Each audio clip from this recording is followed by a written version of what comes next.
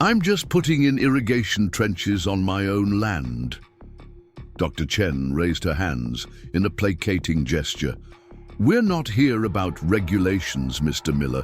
One of our graduate students noticed unusual equipment activity through satellite imagery. Review for an unrelated project. Then we heard rumors in town about a possible chamber or structure being uncovered. We're simply interested in whether you found something that might have historical significance. Before Thomas could formulate a response, the rumble of another approaching vehicle drew everyone's attention. Mike's dust-covered Jeep bounced up the rutted driveway, stopping abruptly beside Thomas's truck. Mike emerged, eyeing the university, vehicle with obvious suspicion. "Everything okay here, Tom?" he asked, joining the group. The protective edge in his voice was unmistakable. Thomas made a quick decision. These academics would discover his find eventually. There were already rumors in town. Perhaps having experts document what he'd found would help protect it from being seized or tied up in endless bureaucracy. "I found something yesterday," Thomas acknowledged. "When my irrigation trench collapsed, I kept digging in a location based on some old property maps my grandfather left. The backhoe broke through into some kind of underground chamber built with cut stone. I haven't fully explored it yet, but it doesn't look like any root cellar or storm shelter I've ever seen." Dr. Chen's expression immediately shifted from polite interest to intense focus. "Can you show us the exact location? This could be significant." "If it's what I suspect." Dr. Mercer, who had remained silent until now, stepped forward. "Mr. Miller, if you've discovered a pre-modern structure of any kind, there are important historical preservation protocols that should be followed immediately. The National Historical Society can provide resources and expertise to properly document and preserve whatever you've found." The expression that flickered across the older man's face, a mixture of professional concern and barely concealed excitement, triggered a warning instinct in Thomas. The historical preservation authorities had been known to effectively confiscate discoveries through various legal mechanisms, leaving landowners with little control or compensation. "I was just about to explore it more thoroughly," Thomas said carefully. "You're welcome to observe, but this is still private property, and whatever's down there has been here since my grandfather's time at least." Mike caught Thomas's eye, a silent message passing between the brothers. Whatever was happening, they needed to protect their family's interests. Dr. Chen nodded. "Of course, this is your property. We're simply here to offer scientific expertise and ensure any historical find is properly documented." As the group walked toward the excavation site, Dr. Mercer made a brief call on his phone, speaking too quietly for Thomas to hear. The sense that events were rapidly moving beyond his control intensified as they approached the opening he'd created the night before. The archaeologists fell silent as they peered into the darkness below. Thomas activated his powerful headlamp, illuminating what was now clearly visible as a manufactured underground chamber. The beam revealed perfectly cut stone blocks forming walls and ceiling, with what appeared to be carvings or symbols etched into some surfaces. The chamber was approximately 15 feet square, with a floor about 10 feet below the opening Thomas had created. "My God," breathed Dr. Chen, immediately pulling out sophisticated photographic equipment. "This isn't a root cellar or modern structure. Based on initial appearance, this appears to be a pre-Columbian ceremonial chamber, possibly Mississippian or earlier. The stonework is extraordinary, completely untouched and in remarkable preservation." Dr. Mercer turned to Thomas, his professional detachment giving way to genuine amazement. "Mr. Miller, do you have any idea what you've discovered here? In the midst of a struggling farm, you may have uncovered one of the most significant archaeological finds in this region in decades."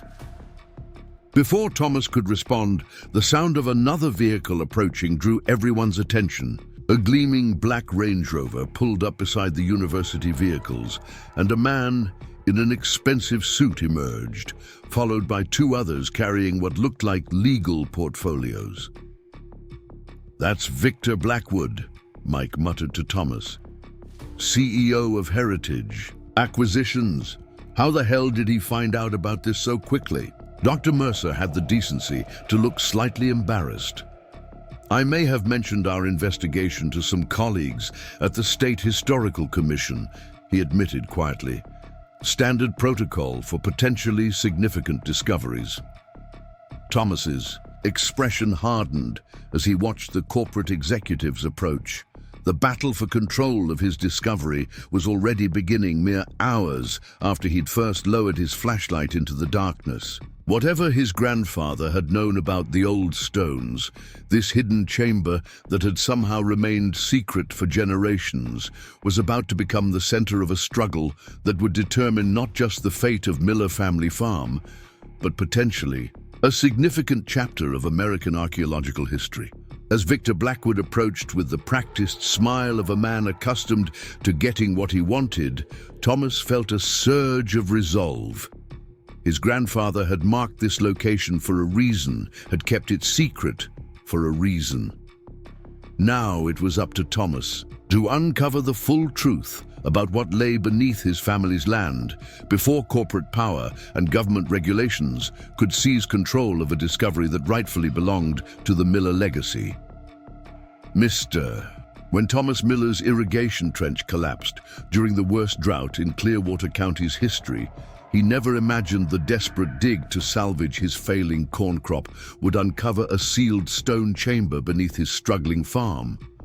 He couldn't have predicted that within 48 hours, archaeologists, museum curators, and corporate collectors would descend upon his property, or that his accidental discovery would be worth millions to institutions eager to acquire what many were already calling the most important pre-Columbian find of the century. What happened next would not only rescue his family from crushing debt, but trigger an unprecedented clash between academic institutions, indigenous rights advocates, and powerful corporate interests, revealing secrets his grandfather had safeguarded for decades. Before we jump back in, tell us where you're tuning in from, and if this story touches you, make sure you're subscribed, because tomorrow I've saved something extra special for you. The unforgiving August sun beat down on Oakdale Valley's parched landscape as Thomas Miller examined the jagged crack splitting the dry earth where his irrigation trench had caved in overnight. At 46, the deep creases around his eyes and permanently sunburned neck told the story of a man who'd spent most of his life coaxing crops from increasingly reluctant soil. His calloused hands gripped a worn shovel as he stared at the collapsed section that until yesterday had been part of a desperate last-ditch irrigation project to save what remained of his corn. "Not like this," he muttered, wiping sweat from his brow with a bandana faded from years of similar gestures. The temperature had already climbed past 95 degrees, and it wasn't even noon. "I can't lose everything like this."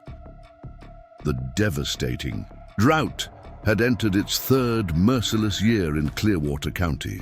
Once thriving fields now resembled abandoned lots, irrigation ditches lay bone dry, and neighboring farms displayed for sale signs with increasing frequency. The Miller Family Farm, 120 acres of corn, soybeans and wheat that had once been the envy of the county, was withering daily despite Thomas's increasingly desperate conservation efforts. His truck, a 2008 Ford F-150 with over 250,000 miles on the odometer, sat beside the failed irrigation trench. The hand-carved wooden sign reading Miller Family Farm, Esther 1941, hung crookedly at the property entrance, much like Thomas's standing in the local agricultural community since he'd rejected multiple development offers from Heritage Acquisitions, offers that had grown increasingly generous as the drought deepened and neighboring farms surrendered one by one. Inside his kitchen the previous evening, Thomas had spread his financial statements across the scarred oak table that had belonged to his grandfather. While the local news announced another heat advisory, his bank statement showed a balance of $3,372.41, barely enough to cover next month's mortgage and equipment loans. 2 years ago, before the drought, he'd been current on all payments with 120 acres of productive cropland, generating enough income to support his family comfortably, if not extravagantly. The Miller farm had been known for producing high-quality, organic crops, a transition Thomas had made 10 years earlier against the advice of almost everyone in Oakdale Valley. Another farm acquisition confirmed today, the news anchor had reported with practiced sympathy. The Johnson property sold to Heritage Acquisitions for an undisclosed sum, becoming the 9th family farm acquired by the corporation this season. Thomas had switched off the television, his jaw clenched. Emma Johnson had been farming alongside her husband for over 25 years before his passing. If their operation couldn't survive, preparing and narrating this story took us a lot of time. So if you are enjoying it, subscribe to our channel. It means a lot to us. Now back to the story. What chance did any independent farmer have? The answer might lie in the worn cardboard box he'd pulled from the attic after staring at his financial statements. His grandfather, James Wilson Miller, had died 12 years ago at the age of 88, leaving behind the farm and a collection of journals, sketches, and peculiar maps that Thomas had never fully examined. Among them was a detailed survey of the eastern section of the Miller property with unusual markings and notations, including a precisely marked area labeled only with the words, "The Old Stones." With his farm failing and the bank sending increasingly urgent notices, Thomas had made a decision his neighbors considered the final proof of his desperation. Instead of digging irrigation trenches along the valley section of his property where the County Agricultural Extension Office had advised the soil moisture would be highest, he would excavate precisely where his grandfather's cryptic markings indicated, despite it being on higher, rockier ground where conventional wisdom said no significant water could possibly exist. "You're wasting what little time and money you have left, Tom," his younger brother Mike had told him 3 days ago, leaning against one of the stunted cornstalks. "That backhoe rental cost you $300 a day, and you're already behind on your equipment loans. Grandpa's old maps aren't going to magically save your crop when the entire county's drying up." The county agricultural extension agent had been even more direct. "Mr. Miller, geological surveys have mapped this entire region extensively. There is absolutely no groundwater source in that elevated eastern section of your property. I strongly advise you to follow our recommended irrigation plan if you want to salvage any portion of your crop." But Thomas persisted, driven by both desperation and an inexplicable faith in his grandfather's unusual notations. For 2 days, the rented backhoe had dug increasingly deeper trenches into the rocky soil on the elevated eastern corner of his property, finding nothing but dry earth and stone. Neighbors drove by slowly, their expressions a mixture of pity and the grim satisfaction that comes from seeing someone else's poor decisions play out exactly as predicted. Then yesterday afternoon, as the backhoe bit into the ground 8 feet below the surface, the machine had suddenly lurched forward, its front end dropping slightly as the earth beneath it partially gave way. Thomas had quickly shut down the equipment, fearing damage to the expensive rental. When he cautiously approached the edge of the newly formed hole, he saw that the backhoe had broken through what appeared to be a large flat stone that had been concealing some kind of underground space. Thomas had spent the remainder of the day carefully widening the opening, working until well after sunset under portable lights. By midnight, he had created an opening large enough to lower a flashlight attached to a pole. What he discovered left him stunned and sleepless for the remainder of the night. Not a natural cavern or forgotten well, but what appeared to be a deliberately constructed stone chamber with perfectly fitted blocks forming walls and what looked like carved symbols or figures visible on the surfaces his light could reach. Now, in the punishing heat of the following day, Thomas prepared to explore his discovery properly. He'd borrowed caving equipment from his cousin, who occasionally led weekend spelunking tours in the limestone formations 30 miles north. A helmet with a powerful light, ropes, and basic safety gear. His brother Mike would arrive soon to help, though he remained skeptical about the significance of what Thomas had found. Probably just an old root cellar or storage chamber someone built a century ago, Mike had said over the phone that morning. Don't get your hopes up, Tom. But something in Thomas's gut told him this was far more significant. His grandfather had marked this precise location for a reason. James Wilson Miller hadn't been a fanciful man or given to exaggeration. He'd been methodical, practical, and had an almost uncanny knowledge of the land. If he had marked the old stones on this spot, he must have known something that others didn't.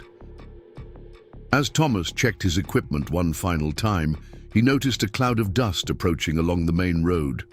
A white SUV with university logos turned onto his property, followed by a second vehicle. Thomas straightened, watching with growing apprehension as the vehicle stopped near his house, and 3 people emerged. A middle-aged woman in khaki pants and a wide-brimmed hat, a younger man carrying what looked like technical equipment, and an older gentleman whose formal attire seemed wildly out of place in the rural setting. "Mr. Miller," called the woman as they approached. "I'm Dr. Rebecca Chen with the State University Archaeology Department.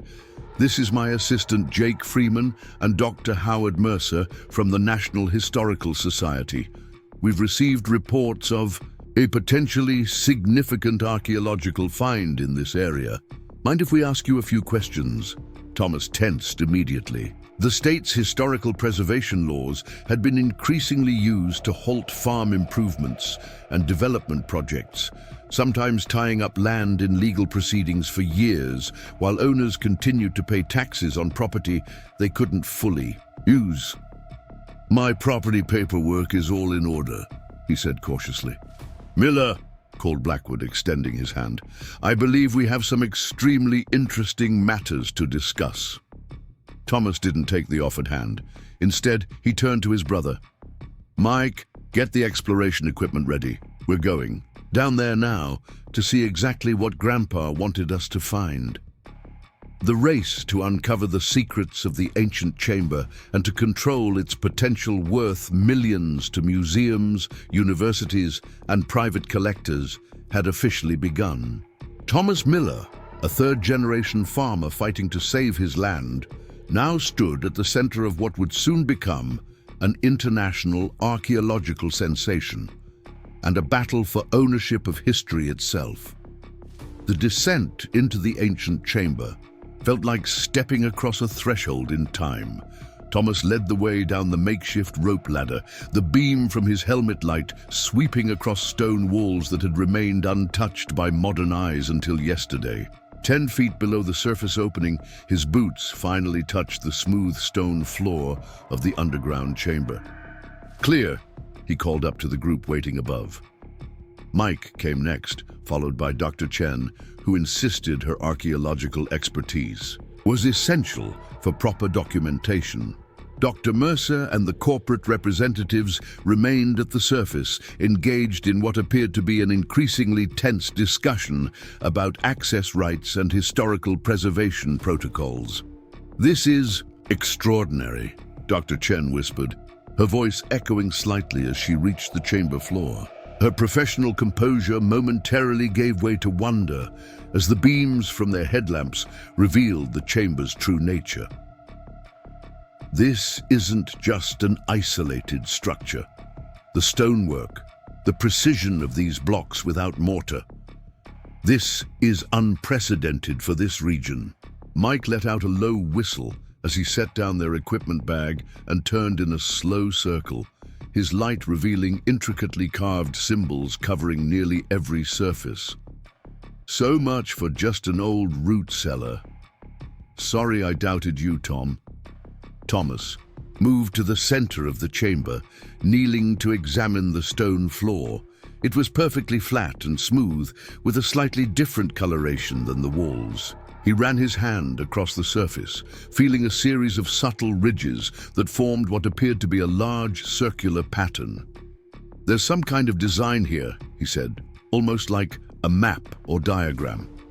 Dr. Chen joined him, carefully brushing away centuries of accumulated dust with a small brush she'd produced from her vest pocket. "This appears to be a star chart or celestial map," she said with growing excitement. "These markings correspond to stellar alignments, but from a very specific time period. This is consistent with Mississippian cosmology, but the execution is unlike anything I've ever seen." As Thomas continued examining the floor, he noticed something his grandfather's map had indicated. 3 distinct symbols around the perimeter of the chamber that matched markings on the old hand-drawn map he'd found. "My grandfather marked these same 3 symbols on his map," Thomas pointed out, "one on the north wall, one east, and one west. If this chamber follows what he documented, each one might indicate something significant." Dr. Chen looked up from her preliminary photographs with renewed interest. "Your grandfather documented this place. When?" "The map's dated 1958, Thomas replied. "But he never mentioned it to anyone in the family, as far as I know. Just left it with his papers when he passed away." The chamber was approximately 15 feet square, with a ceiling high enough for them to stand comfortably. The walls were composed of perfectly fitted stone blocks, some weighing what must have been hundreds of pounds, calling into question how they had been transported and placed with such precision in an era before modern machinery. "Look," Mike said suddenly, pointing his light toward the northern wall where one of the symbols from their grandfather's map was carved more deeply than the surrounding designs. "There's something different about this section." As they approached, their lights revealed what appeared to be a seam in the stonework, a vertical line that ran from floor to ceiling, almost invisible unless viewed from the precise angle they now stood. "This is a doorway," Thomas said in disbelief, running his fingers along the nearly imperceptible crack. "There's something beyond this chamber." Dr. Chen examined the seam carefully. "He's right. This is a concealed entrance to another space. The engineering is remarkable. These stones are cut with such precision that the seam is virtually invisible." Thomas recalled his grandfather's journal, which he'd brought in a waterproof bag. Opening it to a marked page, he found a small notation. "Northern Star opens the path when aligned." Next to this cryptic note was a simple diagram showing the carved symbol with an arrow pointing to its center. "I think it's some kind of mechanism," Thomas said, studying both the wall and the journal. "Grandpa's notes suggest there's a way to open it." After several minutes of careful examination, they discovered that the central element of the carved symbol could be depressed slightly. When Thomas applied pressure, they heard a faint grinding sound from within the wall, and the seam widened as a section of the wall receded and then slid sideways, revealing a narrow passage beyond. Cool air flowed from the opening, carrying a scent of mineral-rich earth and something else, a faint, sweet aroma none of them could identify. Their lights revealed a passageway that extended beyond the reach of their beams. "This is well beyond a simple ceremonial chamber," Dr. Chen said, her voice barely above a whisper, as if speaking too loudly might somehow disturb the ancient engineering that had functioned flawlessly after centuries of dormancy. "This is a complex structure with sophisticated mechanisms. Nothing like this has ever been documented in this region." Before they could proceed further, they heard voices calling down from above. "Doctor." Mercer's face appeared in the opening at the surface. Dr. Chen, you need to come up immediately. There are representatives from the State Historical Preservation Office here, along with someone from the governor's office. They're discussing emergency measures to secure the site. Dr. Chen looked torn between her professional obligations and the tantalizing passage that had just been revealed. Mr. Miller, I strongly advise waiting for proper archaeological protocols before exploring. Further, undisturbed contexts like this are extremely rare, and proper documentation is essential. Thomas exchanged glances with Mike, both understanding the unspoken reality. Once official authorities took control, the Miller family might lose any say in how the discovery was handled. This was still their land, their heritage, and their grandfather had kept this chamber secret for a reason. We understand the importance of proper protocols, Thomas said carefully. We'll just document what's visible from here before coming up to speak with the officials.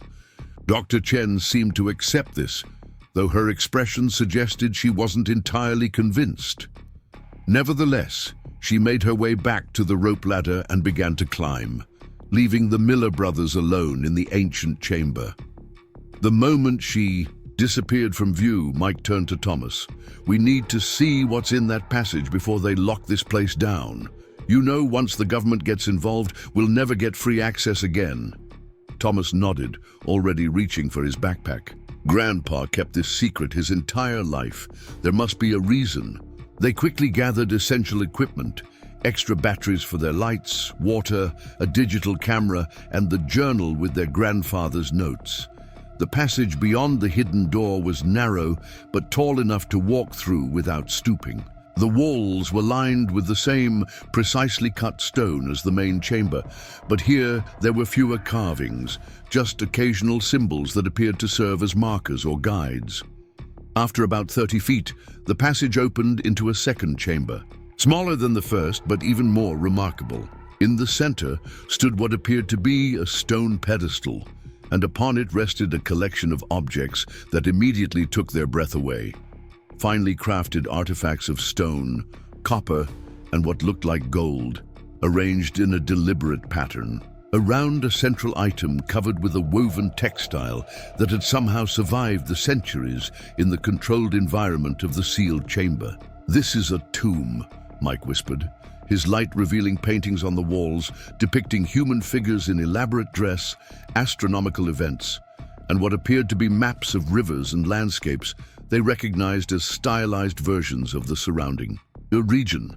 Thomas approached the central pedestal carefully, aware that they were likely the first people to stand in this space in hundreds, perhaps thousands of years. The artifacts were arranged with clear purpose, copper plates etched with intricate designs, polished stone sculptures of animals and human figures, and objects whose purpose they couldn't begin to guess. The textile-covered central object drew Thomas's attention. Referring again to his grandfather's journal, he found a passage that seemed relevant. The heart of the old stones holds their greatest wisdom. Handle with reverence, for it speaks across time. With extreme care, Thomas gently lifted the ancient textile, revealing what lay beneath, an object unlike anything he had expected. It appeared to be a perfectly spherical stone, about the size of a softball, but its surface was covered with precisely carved symbols and inlaid with thin lines of what looked like gold or another precious metal, forming a complex pattern that spiraled around the entire surface. Most remarkably, parts of the intricate metalwork seemed to emit a faint, subtle luminescence in the darkness. Not a reflection of their headlamps, but an actual soft glow emanating from the object itself. "What is that?" Mike asked, his voice hushed with awe. "And how is it glowing?" Thomas shook his head slowly, equally mystified. "I don't know, but Grandpa called it the heart of the old stones. He must have seen this, must have been down here."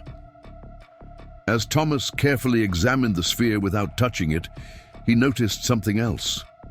The spiral pattern of metal inlay was not random. It formed what appeared to be writing in an unknown script, interspersed with astronomical symbols similar to those on the floor of the outer chamber. "We need to document everything exactly as we found it," Thomas said, taking out the digital camera, "before anyone else comes down here." They spent the next 20 minutes photographing the chamber, the artifacts, and especially the mysterious, glowing sphere from every angle. Thomas was careful to include the precise arrangement of every object, aware that archaeological context was crucial for understanding the significance of what they'd found. As they worked, Thomas located another passage on the far side of the chamber, sealed with a similar hidden mechanism to the first. His grandfather's journal mentioned 3 connected chambers, each with its own purpose, but they decided against opening the third space until they had secured proper documentation of the first 2. Above them, they could hear increased activity, more vehicles arriving, raised voices, and the unmistakable sound of official authority being asserted. Their time alone with the discovery was running out. "We should head back up," Mike said reluctantly. "If we stay down here too long, they'll just get more suspicious." Thomas nodded, but before leaving, he carefully examined his grandfather's journal one last time, finding a passage that sent a chill down his spine. "The sphere is their greatest treasure and most dangerous legacy. In the wrong hands, its power becomes destruction rather than wisdom. I have chosen to be its guardian rather than its owner, preserving rather than possessing." What could have prompted their practical, no-nonsense grandfather to write such cryptic, almost mystical observations? The James Wilson Miller they had known had been a hard-working farmer with little patience for fantasy or exaggeration. Yet here in his private journal was evidence that he had discovered this ancient site decades ago and had deliberately kept it secret, acting as its guardian rather than revealing its existence to the world. "Tom, we need to go," Mike insisted, as the voices above grew louder.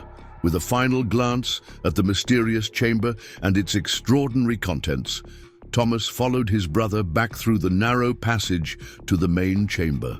Before they emerged, he carefully sealed the hidden door using the mechanism they had discovered, ensuring that no one entering the main chamber would immediately notice the concealed entrance to the inner repository.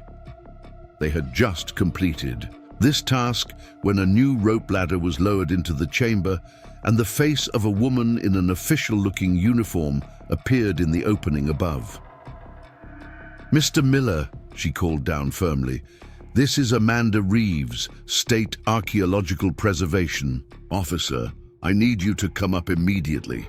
This site has been designated for emergency preservation under state law, and we need to establish proper protocols for access and documentation." Thomas and Mike exchanged a meaningful glance. The confrontation they had anticipated was about to begin, but now they had something their grandfather's journal had prepared them for, knowledge of what truly lay hidden beneath their family farm, and why it might be worth protecting from those who would seek to possess rather than preserve. "We're coming up," Thomas called, but not before whispering to Mike, "Don't mention the inner chamber or the sphere, not until we understand what we're dealing with." As they ascended back to the surface world, Thomas clutched his grandfather's journal securely in his pack. The ancient chamber and its remarkable contents were now exposed to the modern world after centuries of darkness. But the most significant discovery, the mysterious glowing sphere his grandfather had called the heart of the old stones, remained their secret for now, protected behind the hidden door just as James Wilson Miller had intended. The bright afternoon sun seemed blinding after the cool darkness of the underground chamber. The scene that greeted the Miller brothers as they emerged was far more chaotic than when they had descended less than an hour before. At least 15 vehicles now lined the farm's dirt driveway, including 3 official-looking SUVs with state government seals, a mobile command center van with satellite equipment, and what appeared to be a news crew setting up cameras at the perimeter of the property. A crowd of officials, academics, and corporate representatives had formed a tense assembly around the excavation site, with Amanda Reeves, a stern-looking woman in her 40s wearing khaki field clothes and a state government badge, appearing to direct activities with brisk efficiency. Victor Blackwood stood slightly apart from the main group, deep in conversation with a distinguished older man in an expensive suit who Thomas recognized with a jolt as Senator Robert Grayson, the powerful chair of the State Committee on Cultural Heritage and a known ally of development interests. As Thomas pulled himself fully onto the surface, all eyes turned to him and Mike. Amanda Reeves stepped forward immediately, her clipboard clutched like a shield of bureaucratic authority. "Mr. Miller," she said without preamble, "the State Historical Preservation Office has issued an emergency protection order for this site." She handed him an official-looking document bearing the state seal. "This temporarily halts any private excavation, removal of materials, or modification of the site pending a full scientific assessment by qualified archaeological personnel." Before Thomas could respond, Blackwood approached, Senator Grayson at his side. "A protection order seems premature and potentially detrimental to proper study, Ms. Reeves," Blackwood said smoothly. "Heritage Acquisitions has already filed an application for a private-public research partnership under the Cultural Acceleration Act, which the senator helped shape last session." Grayson nodded, his politician's smile calculated and cold. "In situations of extraordinary historical significance, expedited private sector involvement often provides resources that cash-strapped state agencies simply cannot match. Mr. Miller, I'm sure you understand that as a landowner who's benefited from state agricultural subsidies in the past." Mike stepped forward, positioning himself protectively beside his brother. "This is still private property. My brother has every right to—" "Actually," interrupted Dr. Mercer, who had been observing with barely concealed excitement, "under Section 718 of the State Historical Preservation Act, a discovery of this magnitude triggers automatic state oversight, regardless of property ownership. The question isn't whether there will be official intervention, but what form it will take." Dr. Chen emerged from the crowd, her professional demeanor slightly ruffled after what appeared to have been a heated discussion with other academics present. "The preliminary assessment I was able to conduct confirms this is a site of extraordinary significance," she announced. "The stonework, symbols, and construction techniques are consistent with Mississippi culture, but show influences and technologies that could potentially rewrite our understanding of pre-Columbian civilization in this region." Amanda Reeves checked something on her clipboard. "Based on Dr. Chen's initial report, we're already processing paperwork to have this site designated for potential inclusion in the National Register of Historic Places." "Mr. Miller, I understand. This is overwhelming, but your property appears to contain an archaeological treasure of immense significance. Significant enough that Heritage Acquisitions is prepared to make you a very generous offer," Blackwood interjected smoothly. "We specialize in preserving historical sites while ensuring landowners receive fair compensation for their contribution to cultural heritage." Thomas studied the assembled group, acutely aware of the competing interests converging on his discovery. The state officials wanted control under preservation laws.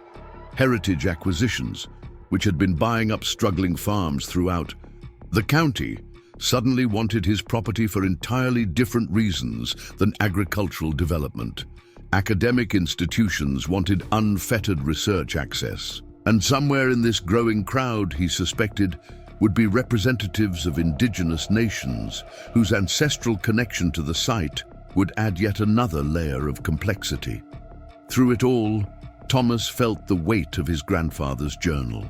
In his backpack, containing insights and warnings about the heart of the old stones that none of these people yet knew existed, James Wilson Miller had discovered the chamber decades ago and had chosen secrecy over fame or profit. There must have been a compelling reason. "I appreciate everyone's interest in this discovery," Thomas said carefully, "but this has all happened very suddenly.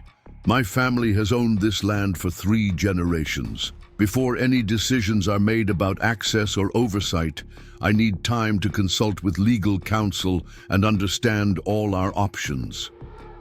Senator Grayson's smile tightened. "Time is a luxury. The preservation process doesn't always allow, Mr. Miller. There are protocols that must be followed immediately to prevent potential damage or loss. And there are property rights that must be respected," came a new voice, as a woman in her early 30s approached from one of the recently arrived vehicles. She extended her hand to Thomas. "Maria Gonzalez, from Landowners Legal Alliance. Your neighbor Emma Johnson called us when she saw the commotion. We specialize in protecting landowner rights during historical preservation disputes." Thomas gratefully shook her hand, relieved to have someone present who might understand the complex legal territory they were entering. The Landowners Legal Alliance was a non-profit organization that had emerged in response to increasingly aggressive use of preservation laws to seize control of private property without adequate compensation. As the discussion continued, yet another vehicle arrived. This one, a tribal council van from the nearby Lakota reservation. Chief David Running Horse emerged, accompanied by 2 tribal elders. The tall, dignified man surveyed the scene with a measured gaze before approaching Thomas directly. "Mr. Miller," he said, his deep voice carrying natural authority, "word of your discovery has reached our tribal council. The symbols described suggest this may be a site of significance to our people's ancestral history. Under the Native American Cultural Artifacts Protection Act, we have consultation rights before any excavation proceeds." Victor Blackwood's confident demeanor faltered slightly as the competing claims multiplied. He stepped aside to confer with his legal team, their hushed conversation intense and urgent. For Thomas, a moment of clarity emerged from the surrounding chaos. His grandfather hadn't just left him knowledge of an archaeological site. He'd left him a profound choice about what kind of steward he would be. The journal described James Wilson Miller's decades-long commitment to protecting the old stones, and especially the mysterious glowing sphere, preserving them intact rather than exposing them to those who might exploit or misunderstand their significance. That legacy now fell to Thomas. As the arguments intensified around him, state officials citing preservation statutes, heritage acquisitions, quoting partnership regulations, academics discussing research protocols, and tribal representatives asserting ancestral connections, Thomas made a decision. "Listen, everyone," he called out, raising his voice to be heard above the competing conversations. "This discovery was made on Miller land my family has worked for 3 generations. Before anyone files more claims or makes more demands, I have something to say." The crowd quieted, all eyes turning to the farmer, who stood at the center of what was rapidly becoming a significant historical event. "My grandfather knew about this chamber decades ago," Thomas said, producing the weather-worn journal, but careful not to open it to the pages that mentioned the hidden inner chamber, or the sphere. "He discovered it in the 1950s and made detailed notes about the stonework and symbols. He chose to protect it rather than report it. I intend to honor that approach." Amanda Reeves stepped forward. "What exactly are you proposing, Mr. Miller?" "No," Thomas took a deep breath. "I'm proposing a measured, careful approach, not rushed state seizure, not corporate acquisition, but a collaborative process that respects all stakeholders, including my family's connection to this land, the academic importance of proper study, and the cultural significance to indigenous peoples. Most importantly, I want any research to be conducted with respect for whatever this place meant to those who built it." Maria Gonzalez from the Landowners Alliance nodded approvingly. That's a reasonable position that also happens to align with best practices in cultural heritage management. The law requires balanced consideration of property rights alongside preservation concerns. Chief Running Horse stepped forward. The Lakota Nation would support such an approach, provided we have equal voice in how research proceeds and how findings are interpreted. Dr. Chen, who had been watching Thomas thoughtfully throughout his statement, spoke up. From an archaeological perspective, a collaborative approach with the landowners' cooperation would actually produce better research outcomes than a contested seizure. I would be willing to help coordinate an interdisciplinary team that works with Mr. Miller rather than against him. The competing parties eyed each other warily, the initial rush to claim control giving way to a more nuanced recognition that the situation called for cooperation rather than confrontation, all except Victor Blackwood, whose expression had hardened into something calculating and cold. He withdrew slightly from the group, already on his phone, clearly implementing some alternative strategy. As sunset approached, transforming the chaotic scene into something almost peaceful, temporary agreements had been reached. A security team would remain overnight to protect the site from potential trespassers, drawn by the news vans that had already broadcast initial reports about a major archaeological discovery. A preliminary meeting of all stakeholders would occur the following morning at the County Administrative Building. Thomas had secured his right to be present for any further examination of the chamber, and Chief Running Horse had established the tribe's legal standing in the process moving forward. As the crowd finally began to disperse, Amanda Reeves approached. Thomas, one last time.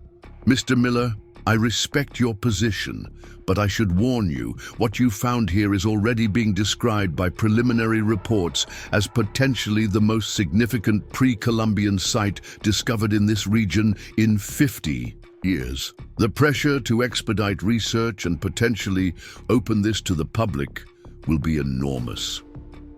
Thomas nodded, understanding the reality of what was coming. I appreciate your honesty.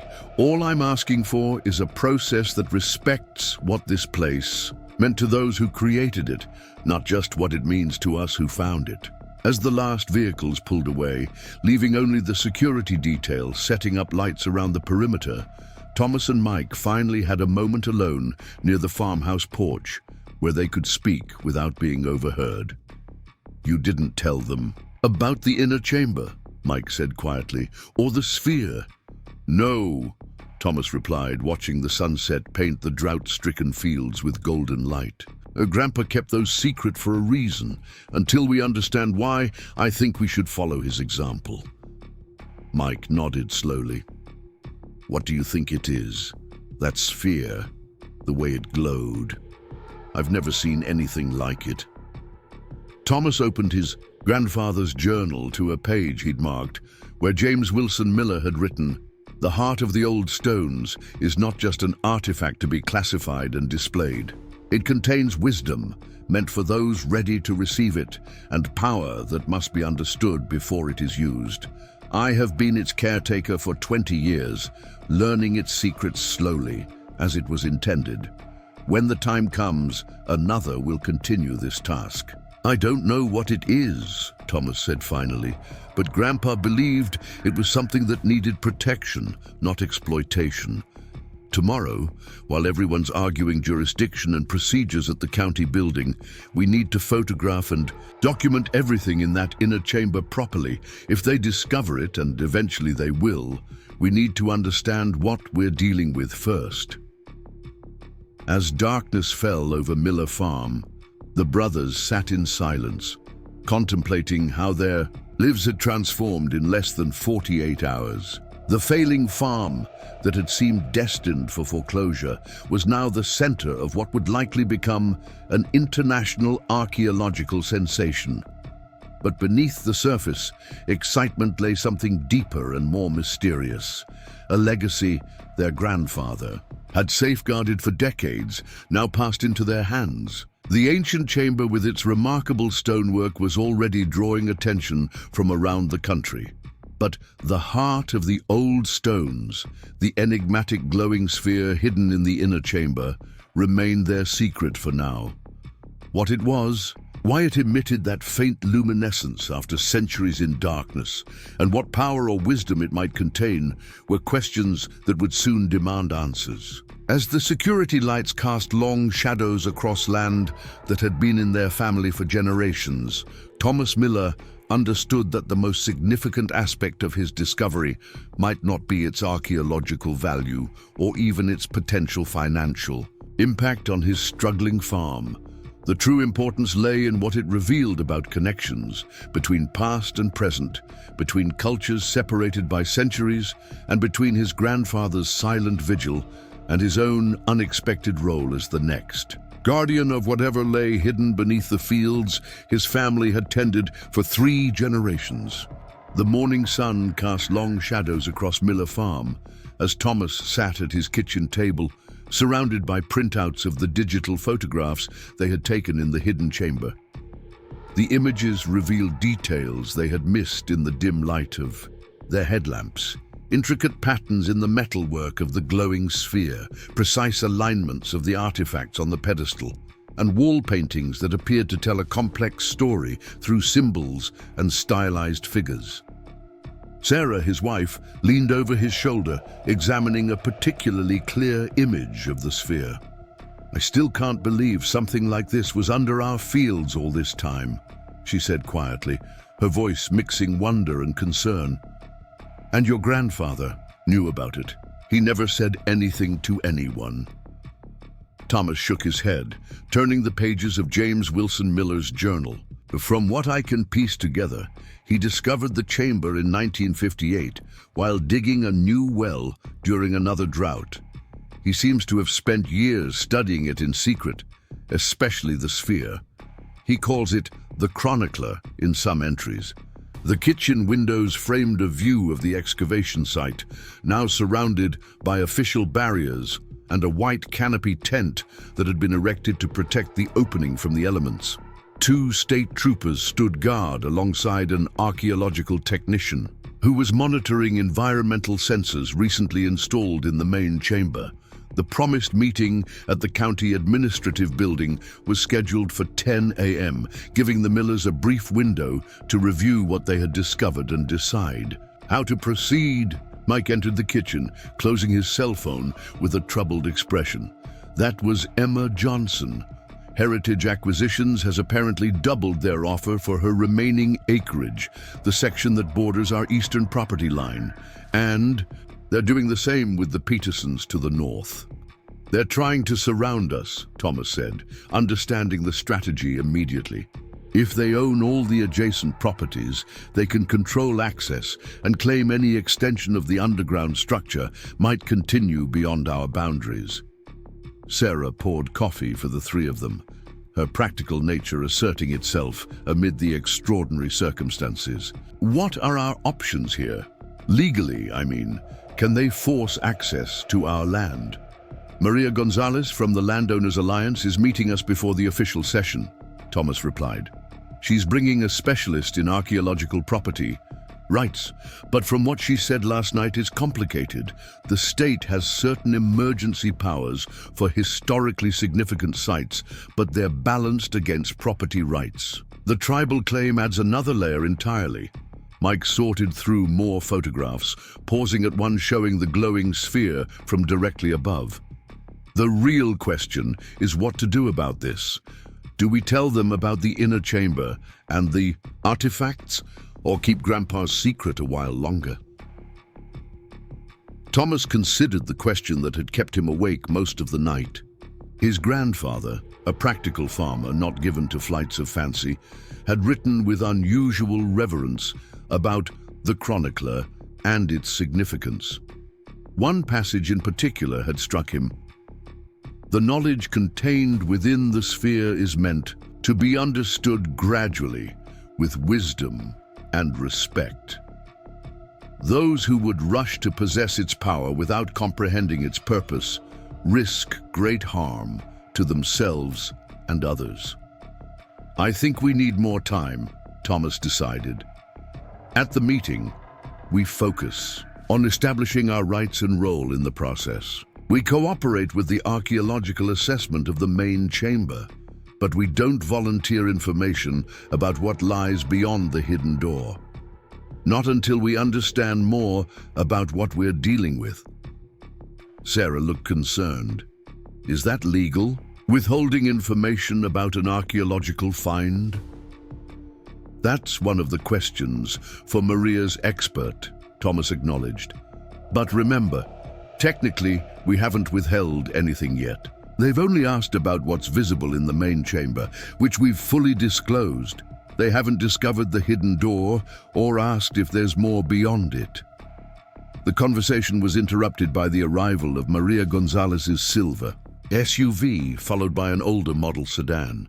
The attorney emerged with a distinguished-looking man in his 60s carrying a weathered leather briefcase. "The legal cavalry has arrived," Mike said, gathering the photographs into a folder. "Let's see what they have to say before we make any final decisions." Maria introduced her companion as Dr. Lawrence Kingsley, Professor Emeritus of Archaeological Law at State University and former consultant to the Native American Rights Foundation. His expertise had helped shape many of the current regulations governing discoveries on private land, making him uniquely qualified to navigate the competing interests now converging on Miller Farm. "Fascinating situation you have here, Mr. Miller," Dr. Kingsley said, after they had outlined the events of the past 48 hours, though carefully omitting any mention of the inner chamber or the sphere. "The convergence of private property, rights, potential tribal heritage claims, and significant archaeological value creates a perfect legal storm." Thomas appreciated the professor's directness. "What exactly are we facing here? Can the state simply take control of our land because of what we found?" Dr. Kingsley spread several documents on the kitchen table, including relevant sections of state law and federal regulations. "Not exactly, though they'll certainly try to establish maximum authority. The legal framework here involves 3 competing jurisdictions: state historical preservation statutes, federal archaeological protection laws, and tribal consultation rights under the Native American Cultural Artifacts Protection Act." "And where do our rights as property owners fit in?" Sarah asked. "That's the 4th dimension of this legal hypercube," Kingsley replied with a slight smile. "Property rights remain fundamental, but are subject to certain limitations when discoveries of significant cultural or historical importance are involved. The key is establishing a balanced approach that recognizes all legitimate interests." Maria Gonzalez added, "What we're aiming for today is a cooperative framework agreement rather than an adversarial process. That's the best outcome for you and for proper preservation of whatever you've discovered." "And if heritage acquisitions or the state push for more aggressive measures?" Mike asked. Dr. Kingsley's expression grew serious. "Then we're prepared to file for emergency injunctive relief in federal court. I've already drafted the paperwork as a contingency measure, but that's a last resort. Legal battles over archaeological sites can drag on for years, benefiting no one except the attorneys." As they prepared to leave for the county meeting, Thomas made a decision. Taking Dr. Kingsley aside, he spoke quietly enough that only the professor could hear. "There's something else you should know before we go in there, something we haven't disclosed to anyone yet." The professor listened intently as Thomas described the hidden door, the inner chamber, and the remarkable artifacts they had discovered, especially the mysterious glowing sphere. Rather than appearing shocked, Kingsley nodded thoughtfully. "I suspected there might be more than you were initially sharing," he said. "Your grandfather's journal entries about being a guardian suggested as much." "Are we legally obligated to disclose this immediately?" Thomas asked. Dr. Kingsley considered carefully before answering. The law requires reporting significant archaeological discoveries, but doesn't specify a timeline for complete disclosure, particularly when proper assessment is ongoing. If asked directly, you shouldn't lie, but you're not required to volunteer information beyond what's specifically requested, especially when legitimate concerns about preservation and protection exist. He studied Thomas's expression. Your concern isn't about financial gain from these artifacts, is it? It's about ensuring they're properly understood and respected. My grandfather protected this place for decades, Thomas replied. He must have had good reasons. I just want time to understand those reasons before everything gets swallowed up by bureaucracy or corporate interests. Kingsley nodded. Then let's focus on establishing a cooperative framework that guarantees your family's continued involvement in whatever process unfolds. That gives you legitimate access while assessments continue and time to determine the most appropriate approach for the additional aspects of your discovery. The county administrative building was usually quiet on weekday mornings, but today the parking lot was filled to capacity. News vans from regional stations had set up near the entrance, reporters doing live updates with the building's bland facade as background. A small group of protesters, apparently organized by Heritage Acquisitions, held signs reading, "History belongs to everyone," and "Public access now." Inside, the main conference room had been prepared for what was clearly expected to be a contentious session. Place cards indicated assigned seating around a large oval table with additional chairs along the walls for observers and support staff. Thomas noted that his family had been positioned at one end, physically separated from the tribal representatives, a subtle but deliberate attempt to prevent natural alliance formation. Dr. Kingsley immediately recognized the tactic and quietly suggested they request a reconfiguration before the session began. The county administrator reluctantly agreed, and the seating was rearranged into a more equitable circular pattern. By 10:15, all parties were assembled. Amanda Reeves represented the State Historical Preservation Office, accompanied by 2 staff archaeologists. Victor Blackwood headed the Heritage Acquisitions delegation, which included a corporate archaeologist, 2 attorneys, and a public relations specialist. Chief Running Horse led the tribal contingent, accompanied by a tribal historian and their legal counsel. Dr. Chen and Dr. Mercer represented the academic interests, while Senator Grayson had sent an aide to observe and report back. County Commissioner Eleanor Barnes, a no-nonsense woman in her 50s with deep roots in the agricultural community, called the meeting to order. "Let's be clear about our purpose today," she began. "This is not a decision-making session, but a framework discussion. We need to establish protocols for assessment, preservation, and stakeholder involvement regarding the archaeological discovery on Miller Farm. Each party will have 5 minutes for an opening statement, followed by structured discussion of specific procedural questions. Amanda Reeves spoke first, outlining the state's position with bureaucratic precision. Under Section 718 of the State Historical Preservation Act, the site qualifies for emergency protection status based on preliminary expert assessment. Standard procedure calls for immediate securing of the site, comprehensive archaeological documentation under state supervision, and development of a long-term preservation plan with appropriate public access provisions. Victor Blackwood followed, his corporate polish contrasting sharply with Reeves's governmental stiffness. Heritage Acquisitions proposes a public-private partnership that would provide immediate funding for expedited research while guaranteeing responsible development of educational facilities and visitor infrastructure. Our proven model balances preservation with accessibility, ensuring discoveries become meaningful cultural assets rather than locked-away academic curiosities. Chief Running Horse spoke with measured dignity that commanded the room's attention. The Lakota Nation's interest in this discovery transcends contemporary legal frameworks. The symbols and construction techniques described suggest connections to our ancestral traditions and possibly sacred knowledge. We seek not control, but proper respect and inclusion in all aspects of study and interpretation. What you call archaeological specimens, we may recognize as relatives. When Thomas's turn came, he spoke simply but with conviction. My family has worked this land for 3 generations.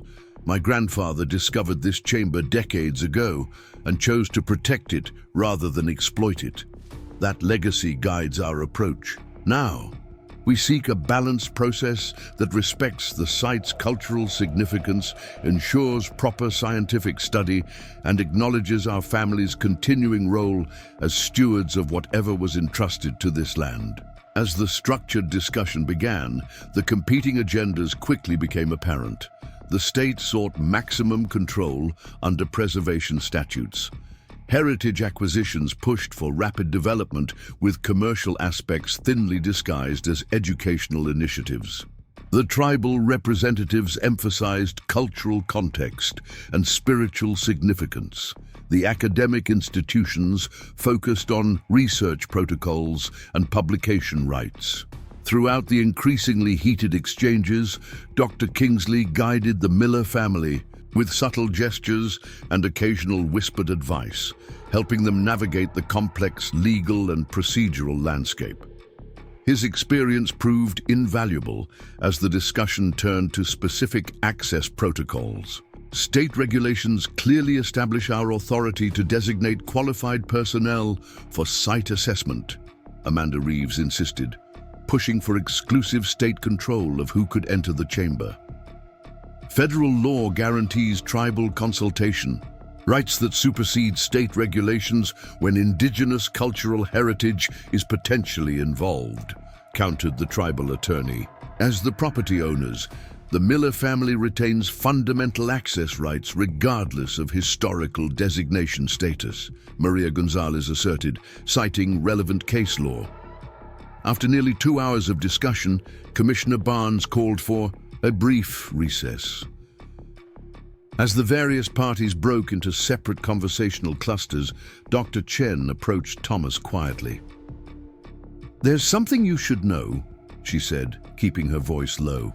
"During the initial documentation yesterday evening, after you left, we discovered anomalies in the stonework of the northern wall, possible evidence of a concealed entrance or connected chamber."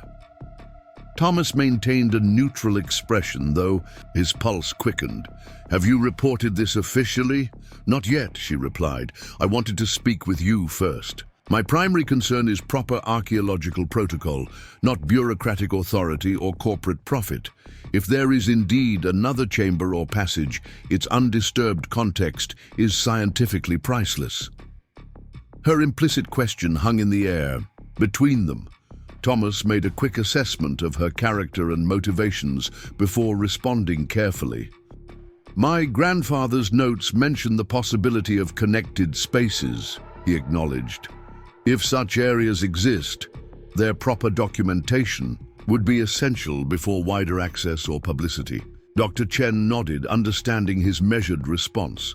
"I propose a small joint assessment team, you representing the property owners, myself providing academic expertise, and a tribal representative to address cultural considerations.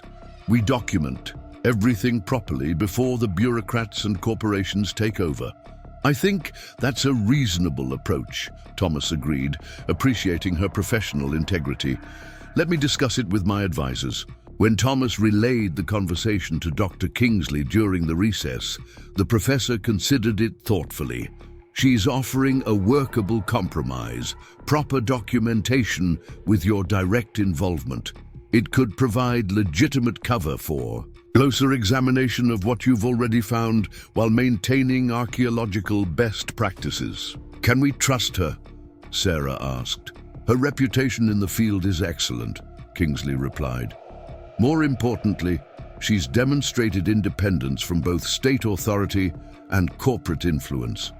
if you must share knowledge of the inner chamber with anyone outside your family, she's perhaps the most appropriate choice. When the session resumed, Dr. Kingsley helped Thomas introduce a formal proposal for a balanced assessment protocol.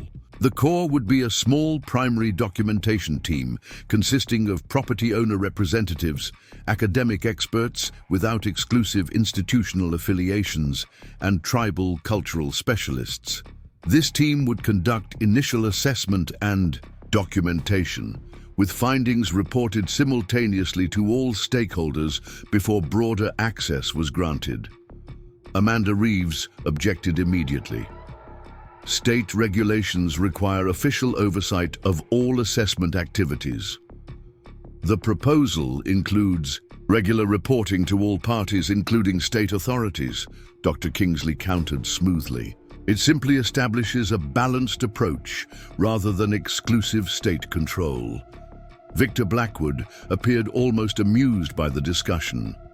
While these jurisdictional details are being debated, Heritage Acquisitions is prepared to offer Mr. Miller $5 million for immediate acquisition of the property, guaranteeing his family continued access and consultation rights while removing the legal complications of private ownership. The room fell momentarily silent at the unexpectedly large figure. Thomas felt every eye turned toward him, assessing whether such an offer would sway his position. "The Miller farm is not for sale," he said simply. "Our interest is in proper stewardship, not financial gain." Chief Running Horse nodded approvingly, while Senator Grayson's aide made a quick note on his tablet. The battle lines were clearly drawn now: corporate wealth versus historical preservation, bureaucratic authority versus private property rights, academic research versus indigenous cultural heritage. Commissioner Barnes, recognizing the fundamental conflicts weren't likely to be resolved in a single session, proposed a temporary compromise. A 14-day initial assessment period would begin immediately, during which a balanced team would document the chamber according to strict archaeological protocols. All parties would receive daily reports, but physical access would be limited to the designated assessment team. At the end of this period, a comprehensive review session would determine next steps based on findings and recommendations. After considerable debate over details, this framework was reluctantly accepted by all parties. Though Victor Blackwood made it clear Heritage Acquisitions considered it merely a procedural delay rather than a substantive resolution. As the meeting concluded, Thomas felt a mix of relief and anticipation. They had secured a legitimate framework for further exploration of the chambers without immediately surrendering control to state authorities or corporate interests. The presence of tribal representatives would help ensure cultural sensitivity, while Dr. Chen's professional expertise would maintain scientific integrity.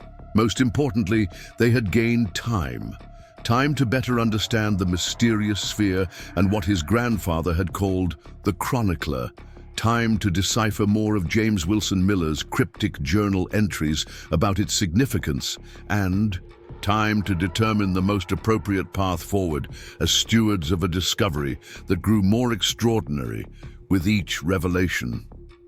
As they left the county building, navigating past reporters seeking statements about the meeting's outcome, Thomas noticed Victor Blackwood engaged in intense conversation with Senator Grayson, who had apparently arrived during the session. The corporate executive's expression was tightly controlled, but revealed underlying frustration, while the senator's dismissive hand gesture suggested limited patience for whatever complaints Blackwood was raising. "They won't give up easily," Maria Gonzalez observed following Thomas's gaze. "Heritage Acquisitions has too much invested in their regional development strategy to accept procedural delays without a fight." "What's their next likely move?" Thomas asked as they reached their vehicles. Dr. Kingsley considered the question carefully, They'll pursue multiple approaches simultaneously, continued buyout offers with escalating figures, political pressure through legislative channels, perhaps legal challenges based on technicalities. In preservation statutes, more concerning would be attempts to physically access the site through adjacent properties they already control.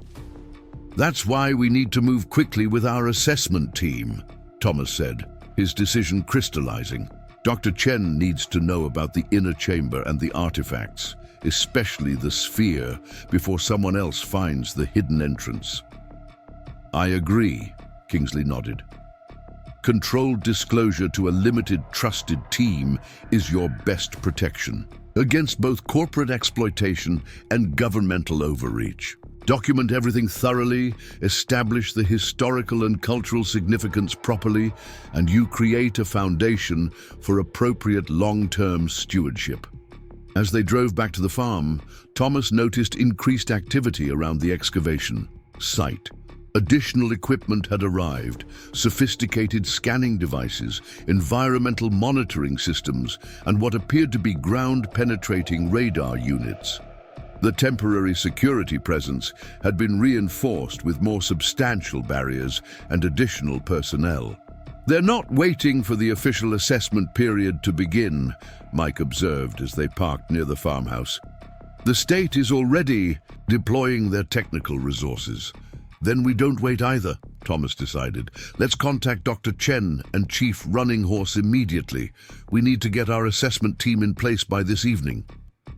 Sarah, who had been quietly thoughtful throughout the county meeting, touched Thomas's arm as Mike went to make the calls. Are you sure about this? Once we show them the inner chamber and the sphere, there's no going back. Whatever your grandfather was protecting all those years will be exposed. Thomas looked toward the eastern field, where the excavation site was now the center of intense activity. He thought about his grandfather, a practical farmer who had nevertheless devoted decades to secretly studying and protecting the old stones and their mysterious artifacts. I think Grandpa always knew this day would come, he said finally. That's why he left the journal and the maps, not just to record what he'd found, but to guide whoever came after him. He wasn't trying to keep it hidden forever, just until the right time and the right people came together. Sarah nodded, understanding his reasoning. And you believe that time is now? That Dr. Chen and the tribal representatives are the right people? I believe they're our best chance to honor what this place meant to those who built it and what it meant to Grandpa, Thomas replied. And I believe that's more important than who owns it, or who gets credit for discovering it. As the afternoon sun cast long shadows across the drought-stricken fields, Thomas Miller prepared to share secrets that had remained hidden for centuries, first by the ancient builders who had sealed the chambers, then by his grandfather who had discovered them and chosen the path of preservation over exploitation. The decisions made in the coming days would determine not just the fate of one farmer's accidental discovery, but potentially our understanding of an ancient civilization and the remarkable knowledge they had encoded in a mysterious glowing sphere that somehow still carried light after countless centuries in darkness. The proper assessment team, a careful balance of scientific expertise, cultural sensitivity, and family stewardship, was about to embark on a journey into the unknown chambers beneath Miller Farm. What they would find there and how it would change their understanding of the past remained to be seen. But Thomas was increasingly certain of one thing. His grandfather had been right to protect the chronicler until the world was ready to receive its wisdom with the respect it deserved. The ancient chamber glowed with an ethereal blue-green light that emanated from the sphere at the center of the assessment team's careful work. After 5 days of meticulous documentation, the inner chamber had yielded extraordinary insights while maintaining its most profound mysteries.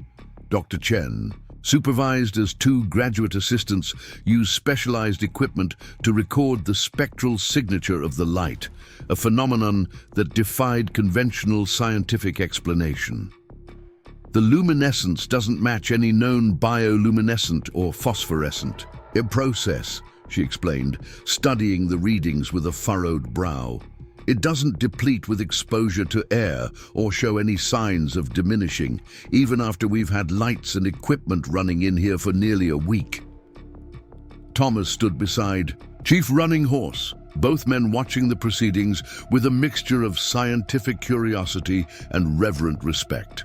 The tribal elder had been notably silent when first shown the inner chamber and its remarkable contents, taking nearly an hour to simply observe before speaking.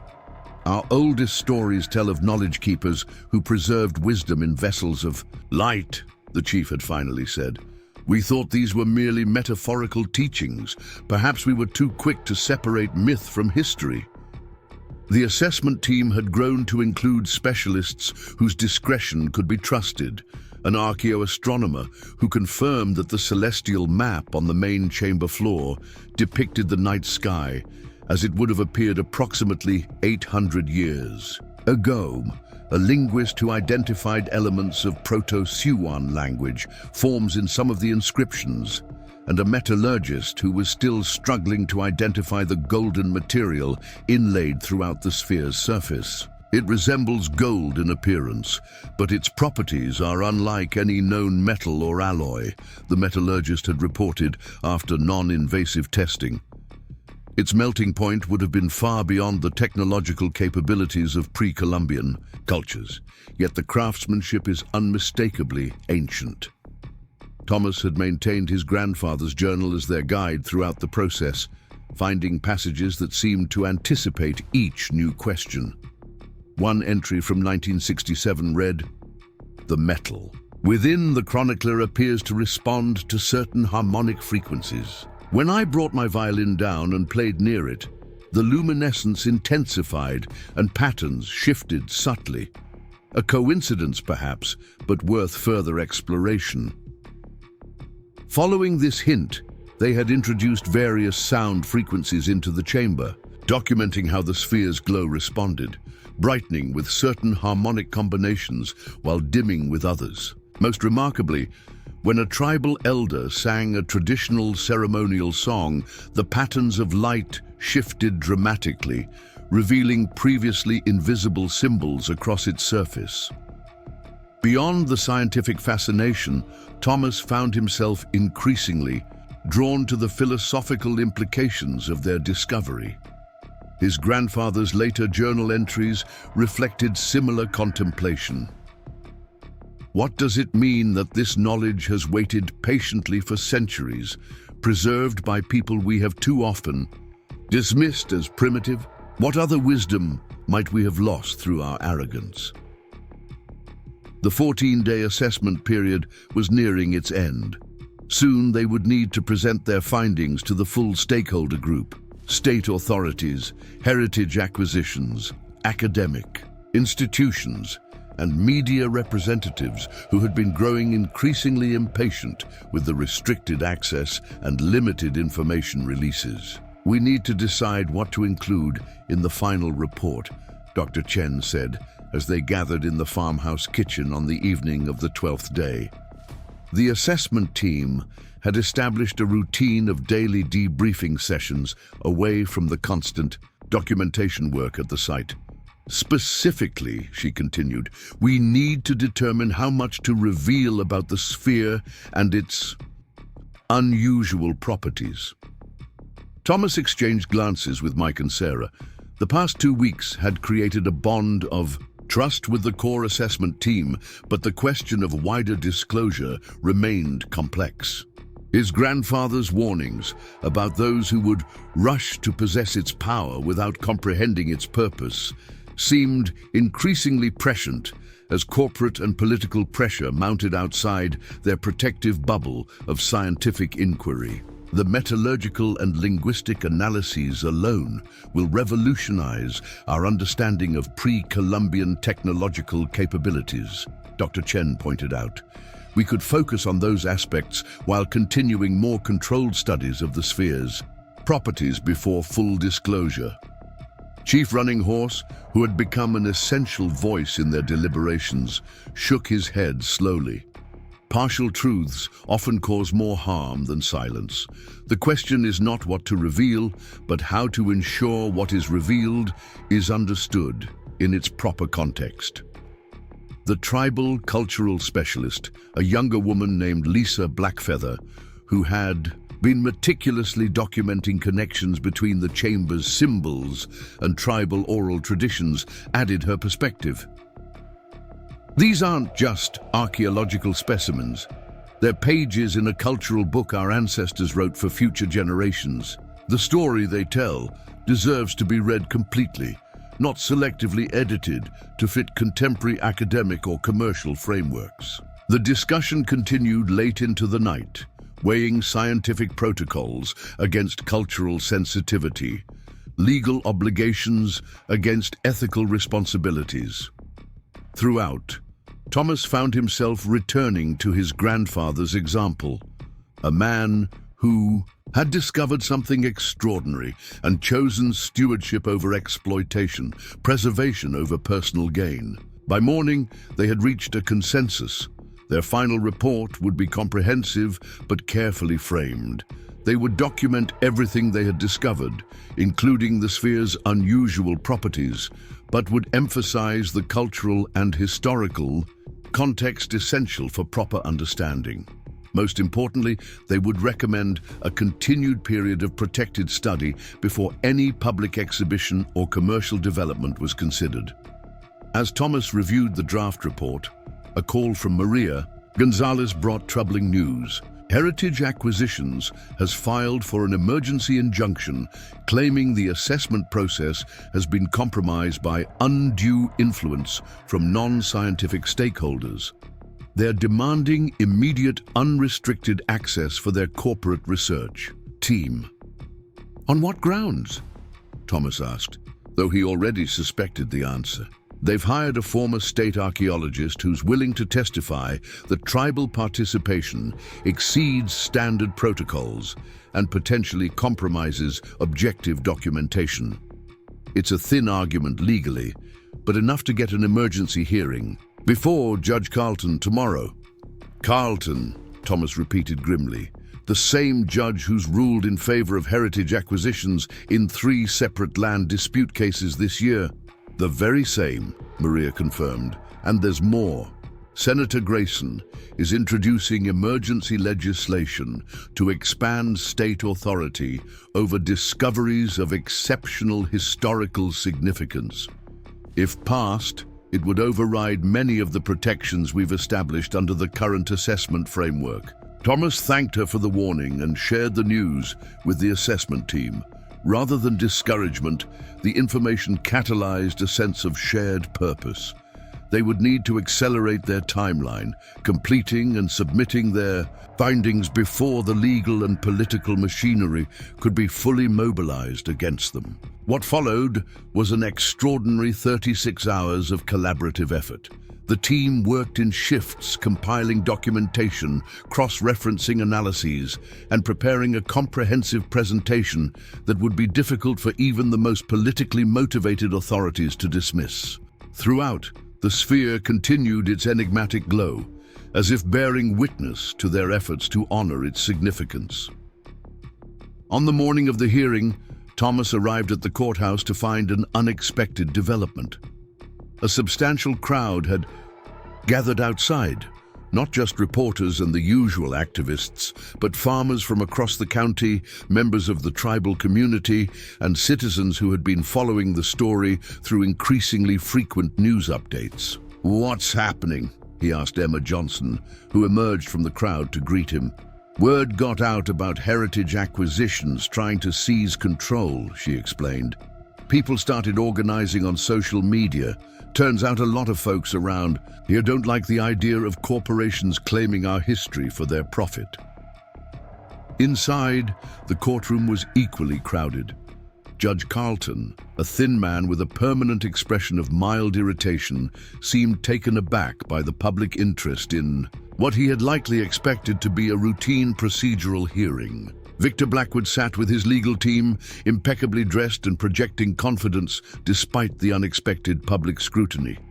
When he caught Thomas's eye, he offered a thin smile that communicated both determination and a hint of threat.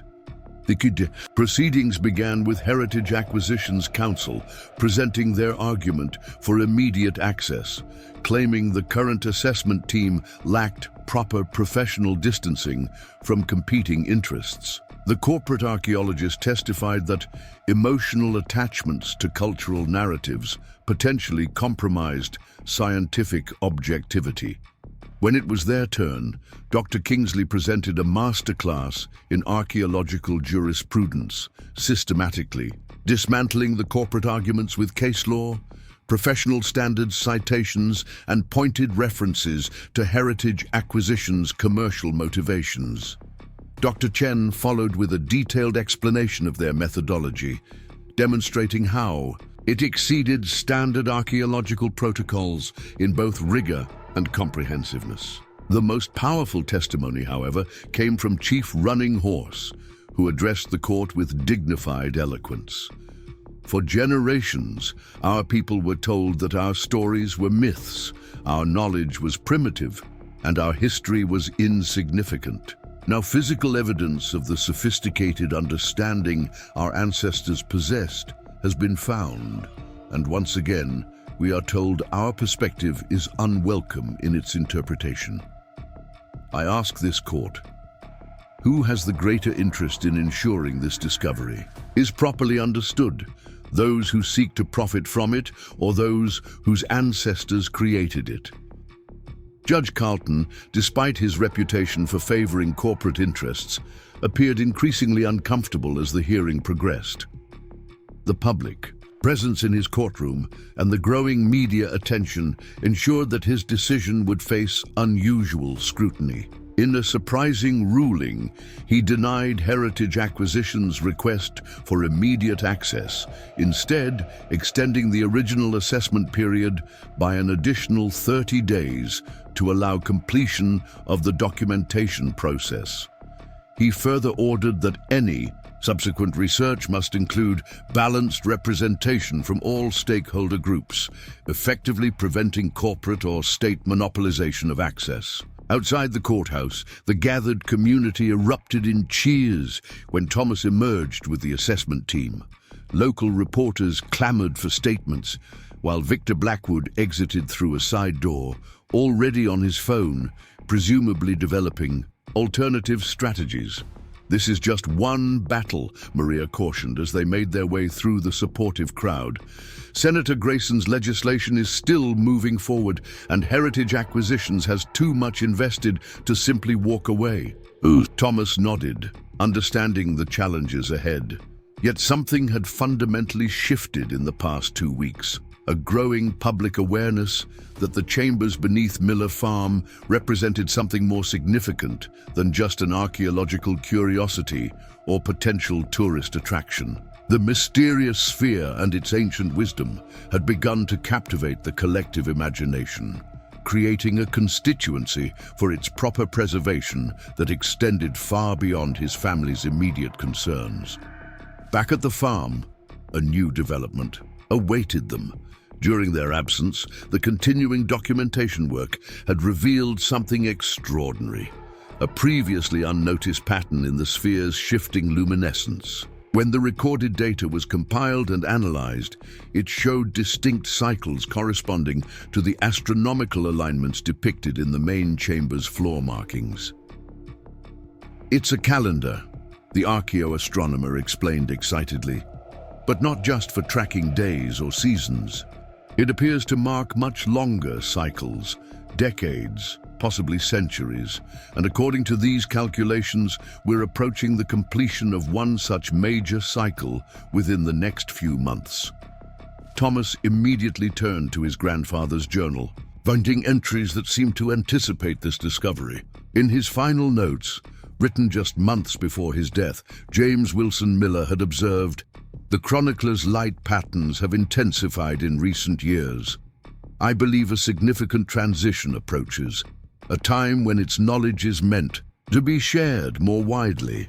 I may not live to witness this cycle's completion, but I've prepared everything for those who will carry this responsibility forward. As the extended assessment period continued, the chambers continued to yield their secrets gradually. The third chamber, only recently opened, contained what appeared to be agricultural and astronomical records spanning centuries, precise observations of climate patterns, crop adaptations, and celestial events that demonstrated sophisticated, long-term scientific observation by a civilization conventionally dismissed as lacking written records or advanced understanding. Most remarkably, some of the documented climate cycles seem to predict the very drought conditions now afflicting the region, along with detailed methods for agricultural adaptation. Thomas found himself studying these ancient techniques with growing interest, recognizing approaches his grandfather had implemented on their farm decades ago, practices other farmers had often questioned, but which had helped Miller Farm remain viable through increasingly challenging conditions. The sphere, meanwhile, continued its enigmatic communication through light and pattern. As they developed more sophisticated methods for documenting and analyzing its behavior, it became increasingly clear that it contained information encoded in multiple dimensions. Visual patterns, responses to sound, temperature variations, and temporal cycles all working in concert to preserve and transmit knowledge across centuries. It's not just an artifact, Dr. Chen concluded after weeks of observation. It's more like a library, or perhaps a teaching device, designed to share knowledge gradually as the observers develop sufficient understanding to receive it. This perspective aligned perfectly with Thomas's grandfather's journal entries. James Wilson Miller had spent decades in quiet study of the sphere, allowing its wisdom to reveal itself gradually through patient observation and respectful attention. His agricultural innovations, his unusual interest in astronomical cycles, and his prescient understanding of coming climate challenges suddenly made sense in this new context. As the second assessment period neared its conclusion, a national news story broke that dramatically altered the political landscape surrounding the discovery.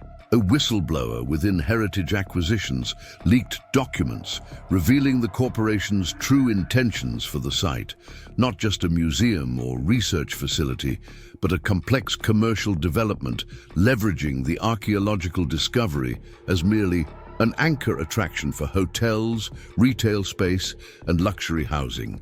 More damaging still, internal communications showed Blackwood discussing ways to minimize tribal involvement once control was secured, and strategies for carefully controlling scientific narratives to maximize commercial appeal while downplaying aspects that might complicate development plans. The resulting public outcry transcended local interest.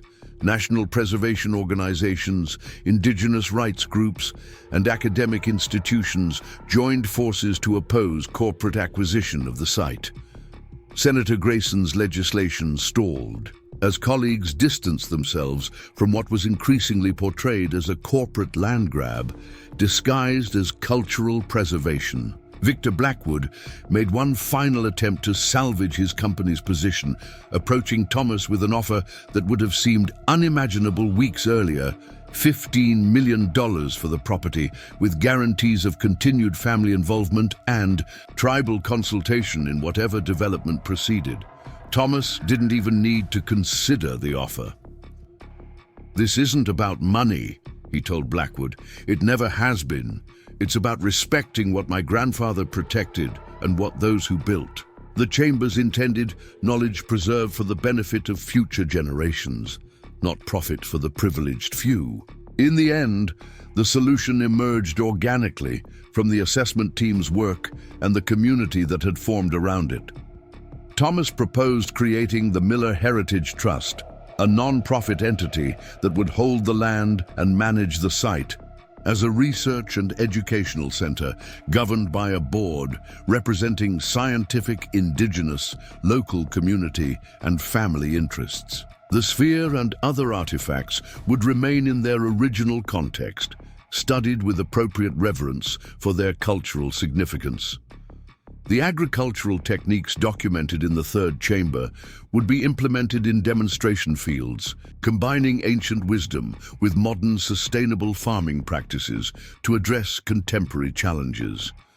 Most importantly, the knowledge contained within the chronicler would be allowed to emerge gradually, as its creators had intended, not extracted and exploited for immediate gain, but studied patiently by those committed to understanding its deeper significance. 1 year after Thomas's irrigation trench had collapsed, revealing the first glimpse of the ancient chambers, Miller Farm had transformed. The failing crops had been replaced with demonstration fields, implementing the ancient agricultural techniques, drought-resistant varieties, water conservation systems, and soil management practices that had helped the indigenous civilization thrive through climate cycles similar to current conditions. The chambers themselves remained protected, accessible only to qualified researchers and cultural representatives, following protocols developed collaboratively by the Trust Board.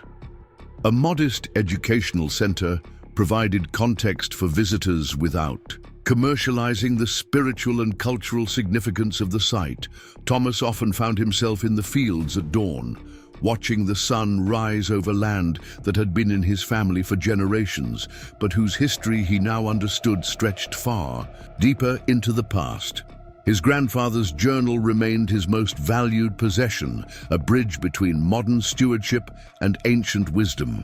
On a particularly clear morning, as he walked the demonstration fields where innovative irrigation systems based on the ancient designs were helping crops thrive despite the continuing drought, Thomas noticed Chief Running Horse approaching along the path from the research center. "The seasonal readings from the chronicler have been translated," the elder said when he reached Thomas. "They confirm what we suspected. This drought isn't a temporary condition, but part of a longer climate cycle that the ancient ones documented centuries ago." Thomas nodded, unsurprised. "And the adaptation techniques? Their effectiveness is being verified through multiple studies. Universities in 3 states have implemented test fields, and the results are consistently promising. The ancient knowledge, combined with modern understanding, offers sustainable approaches that chemical-intensive methods cannot match." They walked together toward the chambers, where a small team of researchers and tribal knowledge keepers continued their patient work with the sphere. Its glow had intensified in recent months, revealing new patterns that corresponded with the astronomical calendar's approaching transition point. "Your grandfather understood the responsibility of discovery," Chief Running Horse said, as they watched the morning light illuminate the entrance to the underground complex. He recognized that finding something valuable creates an obligation to honor its purpose, not just possess its power. Thomas smiled, thinking of the journal entries that had guided their journey over the past year. "He always told me that farming wasn't just about taking from the land, but listening to what it needed and working with its natural patterns. I didn't fully understand what he meant until now." Around them, Miller Farm had become something its previous 3 generations could never have imagined.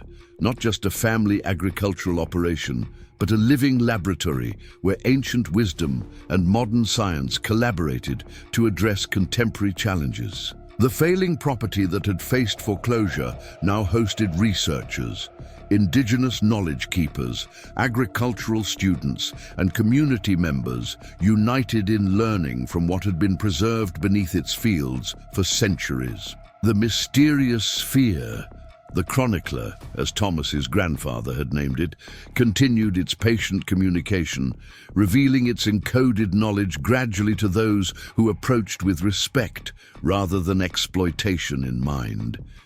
Its soft glow remained a constant reminder that wisdom often waits quietly, revealing itself not to those who demand immediate answers, but to those willing to listen with humility and learn with patience. As Thomas and Chief Running Horse reached the research center, a group of visiting agricultural students gathered around a demonstration of water conservation techniques documented in the ancient chambers.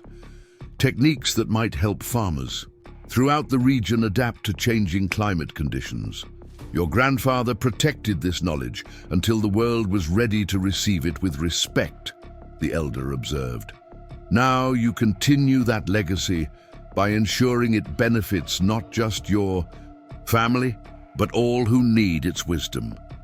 Thomas nodded, watching the students engage with concepts that bridged centuries. His accidental discovery had evolved into something far more meaningful than mere archaeological sensation or financial windfall. The ancient chambers and their remarkable contents had become a bridge between past wisdom and future needs, preserved through generations of careful stewardship. The sun climbed higher, illuminating fields where crops grew despite the continuing drought, living proof that knowledge, properly preserved and respectfully applied, could sustain life through even the most challenging conditions. In this, Thomas found the true value of what lay beneath his family's land, not treasure to be possessed, but wisdom to be shared when most needed. Up next, you've got two more standout stories right on your screen. If this one hit the mark, you won't want to pass these up. Just click and check them out.